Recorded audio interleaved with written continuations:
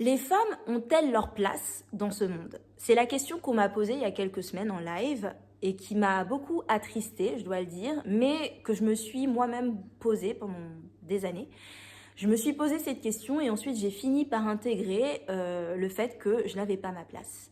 À un point tel que ça s'est exprimé dans la manière dont je vivais ma vie. Je prenais peu de place en fait, je parlais peu, je ne mangeais pas énormément, j'étais très mince, fut un temps où j'étais très mince. C'est pas que je le suis pas maintenant, mais je suis quand même bien plus en forme. Je voulais vraiment que l'on ne me voie pas en fait, je ne voulais pas être visible. Et finalement, vivre ma vie de cette façon, ça a fini par devenir insupportable parce que je me suis perdue. Et donc dans tout ça, je me suis perdue et c'est arrivé vers l'âge de 24 ans que je suis arrivée dans la période de ma vie où j'ai vécu jusqu'à ce jour mon plus gros moment de solitude, parce que je ne savais pas qui j'étais. C'était le vide intersidéral. Et depuis que cette jeune femme m'a posé cette question en live, la question de la place des femmes dans le monde et la question de ma place, j'y ai beaucoup pensé. Voilà, ça fait déjà quelques semaines, j'y ai beaucoup pensé. J'ai pensé à mon parcours pour trouver ma place, parce que j'estime que maintenant j'ai trouvé ma place. Donc à tout mon parcours. J'ai pensé aussi à mon histoire par rapport à ça, c'est-à-dire la difficulté pour moi que ça a été de grandir dans un environnement où on ne m'a pas donné ma place et où j'ai eu énormément de mal à m'imposer, ou encore aujourd'hui c'est encore un peu compliqué au sein de ma sphère familiale. Et d'ailleurs, je vais vous raconter une anecdote que j'avais racontée en live. À 17 ans, on est parti en vacances en Guadeloupe. Voilà, c'était les congés bonifiés de ma mère. C'était nos dernières vacances en congés bonifiés, mon frère et moi. On est parti en Guadeloupe. Et on dormait chez ma grand-mère. Et à l'époque, ma grand-mère, elle avait qu'une seule chambre de disponible. Donc, elle a donné la chambre à mon frère. Et ma mère et moi, on dormait par terre sur un matelas dans le salon. Déjà, c'est elle qui a choisi l'attribution des chambres. Et quand elle fait ça, je trouve ça très bizarre. Et je dis à ma mère, tu trouves pas ça bizarre que ce soit mon frère du coup qui est la chambre et pas nous, parce qu'on est deux. Pourquoi est-ce qu'on prend pas la chambre et lui il va dormir dans le salon? Enfin, c'est pas normal. Ma mère me dit, écoute, fais pas d'histoire, c'est comme ça. Donc voilà, on dort par terre dans le salon. Mais déjà, première chose, je l'ai là. Maintenant, deuxième chose, tous les matins, enfin quasiment tous les matins, d'après mes souvenirs, ma grand-mère achète un sandwich frais pour mon frère, pour son petit déjeuner. Voilà. Que pour lui. Ma mère et moi, on n'a rien.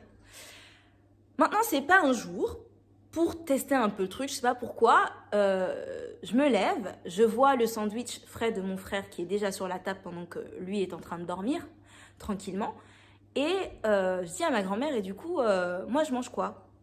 Et puis elle me dit, il y a un morceau de pain là sur la table, tu peux le prendre. Alors, ce qu'il faut savoir, c'est qu'en Guadeloupe, la baguette guadeloupéenne, c'est pas la baguette de l'Hexagone. C'est-à-dire que, je sais pas si c'est la chaleur, je sais pas. Mais quand tu achètes une baguette le matin, l'après-midi, c'est déjà rassis. Donc imaginez-vous que la baguette, elle datait d'il y a 24 heures, c'était une brique, littéralement.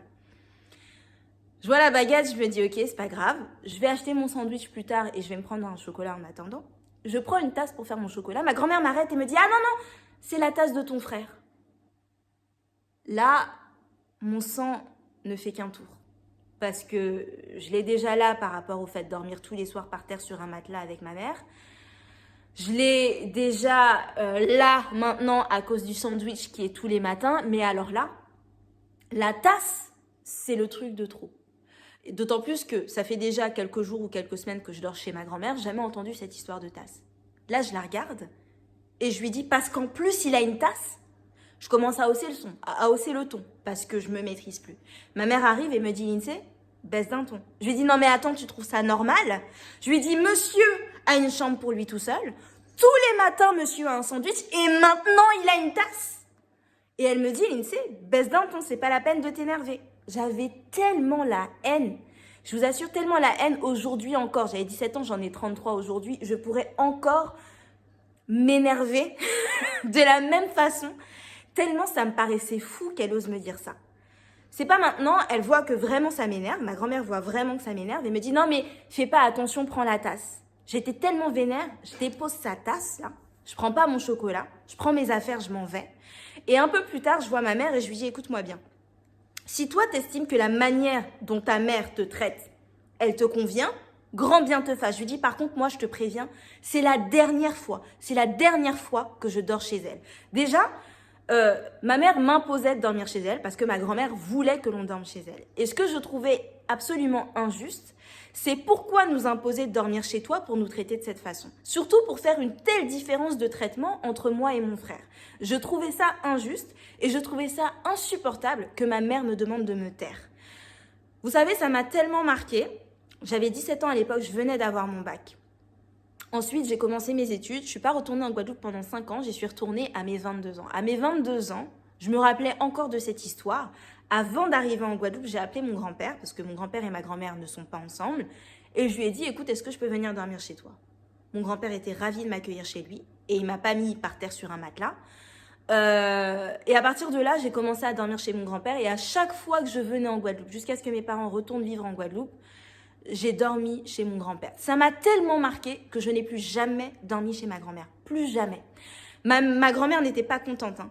Mais pour moi, c'était inadmissible de me laisser traiter de cette façon. D'autant plus que si tu veux, t'arrives, t'es en vacances, t'es là pour profiter de ta famille. Moi, toute l'année, je vois déjà les petites différences de traitement qu'il y a entre mon frère et moi. Maintenant, je vais en vacances, je dois resubir ça encore. Pour moi, c'était insupportable, c'était la goutte de trop. Et en fait, pourquoi je vous parle de cette anecdote? Parce que quand je pense à ma place, à la difficulté que j'ai eue à trouver ma place, je pense à cette anecdote-là. Ma grand-mère, elle était beaucoup plus dure avec les filles qu'avec les garçons. Parce qu'elle, elle estimait que les filles, c'était des problèmes. Parce qu'une fille peut tomber enceinte. Voilà, un garçon, il peut mettre une fille enceinte, mais il peut prendre ses affaires et partir.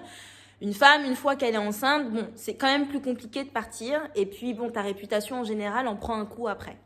Donc, elle avait un truc avec les filles. Ma grand-mère a été très suspicieuse avec les filles. Elle était beaucoup plus dure avec nous. Et je trouvais sa manière d'agir injuste et insupportable parce que... mais la manière de ma grand-mère, comme de toutes les femmes autour de moi qui avaient tendance à être hyper mielleuses avec mon frère et puis beaucoup moins avec les autres filles, c'est de me dire, mais en fait, j'ai pas demandé à être là. Moi, j'ai pas demandé à être là. Si c'est pour faire des enfants et les traiter de cette manière-là, faut pas en faire en fait.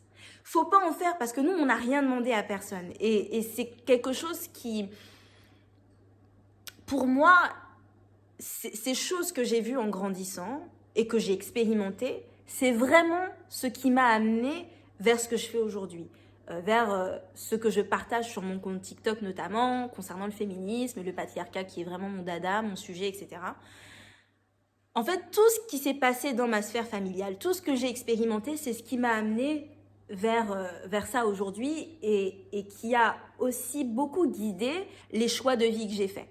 Parce qu'il y avait une part dans mes choix de vie, il y a une grosse part de rébellion aussi, j'ai envie de dire, d'envie de faire les choses un peu à contre-courant, selon mes propres termes à moi et un peu à contre-courant. Il y a un petit aspect comme ça. Mais voilà, quand je pense à ma place et à mon expérience par rapport au fait de trouver sa place dans le monde et en premier lieu dans mon monde, je pense à cette anecdote-là qui a été très marquante pour moi. Et de manière générale, en fait, les femmes, on évolue dans un monde qui est régi par un système qui oppresse les femmes.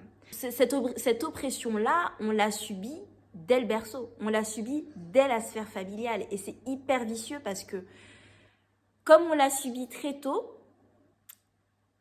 on intègre ça comme notre normalité. C'est-à-dire que moi, malgré ça, je savais que c'était pas normal. Mais il y a une part de moi qui a fini par l'accepter parce que de toute façon, t'as pas d'autorité, hein, toi t'es l'enfant, même à 17 ans, enfin t'es un enfant quoi. T'as pas de choix, t'as pas le choix, t'as pas de liberté vraiment d'action. Et donc tu finis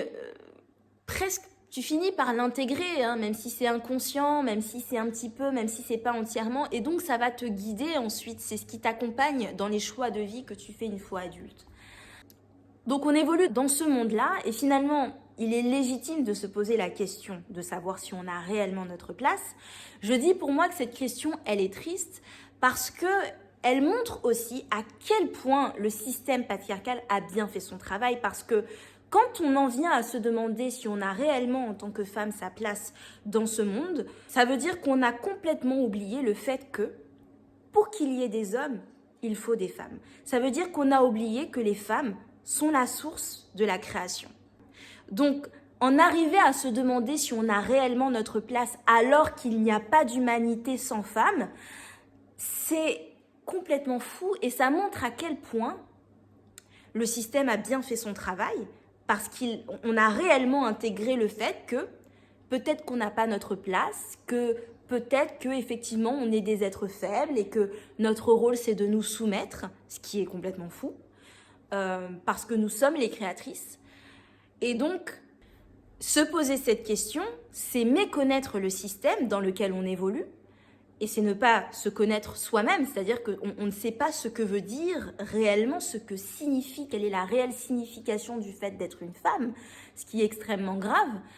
Et du coup, on ne connaît pas le système. Évoluer au sein d'un système que l'on ne connaît pas, bah, c'est être perdante en fait. Il faut voir ça comme un jeu. On ne comprend pas que c'est un jeu, donc évidemment on ne connaît pas les règles. Et ça veut dire que toute notre vie, on va se jouer de nous. Donc, sans connaissance, il n'y a pas de pouvoir. Et sans pouvoir, on n'aura jamais la possibilité de mettre à bas ce système. Au sein de l'école des femmes, qui est l'école en ligne que j'ai créée, l'école de la vie que j'ai créée un cours, le système patriarcal, comprendre pour se libérer. Et ce cours, je l'ai créé justement pour vous donner les bases, pour vous donner les clés, les premières clés pour comprendre le système qui façonne nos vies. Je l'ai créé pour vous offrir un espace de clarté parce que comprendre, c'est arrêter de se trahir.